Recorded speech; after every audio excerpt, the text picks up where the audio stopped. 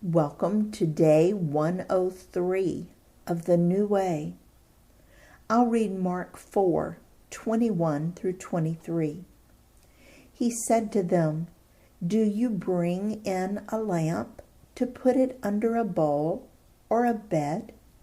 Instead, don't you put it on its stand? For whatever is hidden is meant to be disclosed, and whatever is concealed is meant to be brought out into the open. If anyone has ears to hear, let them hear." And Luke 8:16 and 17. No one lights a lamp and hides it in a clay jar or puts it under a bed. Instead, they put it on a stand so that those who come in can see the light. For there is nothing hidden that will not be disclosed, and nothing concealed that will not be known or brought out into the open. Jesus came to bring light to our understanding and to make us light to guide others out of their darkness. What are some ways that we hide our light? I believe there's an important truth here. I believe that we must work to hide our light. If we just relax and live in obedience, our light will shine brightly for all to see. I think that I got it backwards for many years. For a long time, I worked on making sure that everyone could see my light. That didn't work so well. But when I relaxed and just let God shine through me, and I focused on doing what He had called me to do, then my light shone without my noticing it. Our job is to not hide it. I'll read Mark 4:26 through 29. He also said, "This is what the kingdom of God is like. A man scatters seed on the ground. Night and day, whether he sleeps or gets up, the seed sprouts and grows, though he does not know how. All by itself the soil produces grain, first the stalk, then the head, then the full kernel in the head.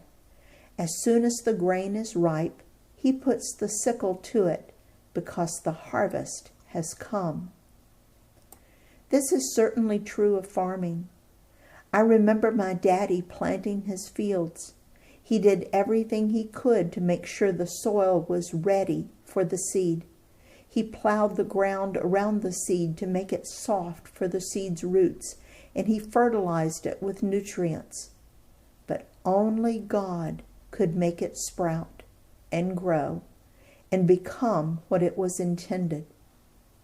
How is that similar to telling other people about Jesus' good news? What is our job in spreading the good news? I found two mentioned in Mark 4:26 through 29. I'll read it again. Mark 4:26 through 29. He also said, "This is what the kingdom of God is like. A man scatters seed on the ground.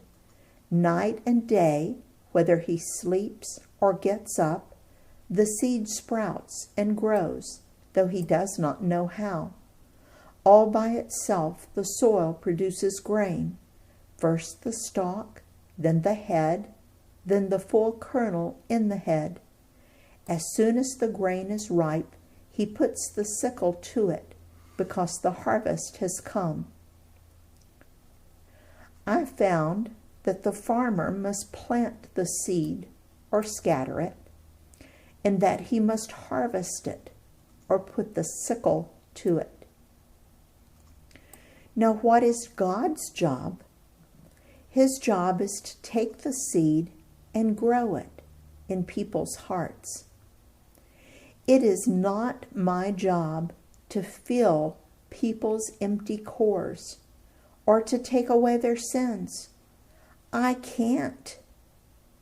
It is not my job to force or coerce them into becoming followers.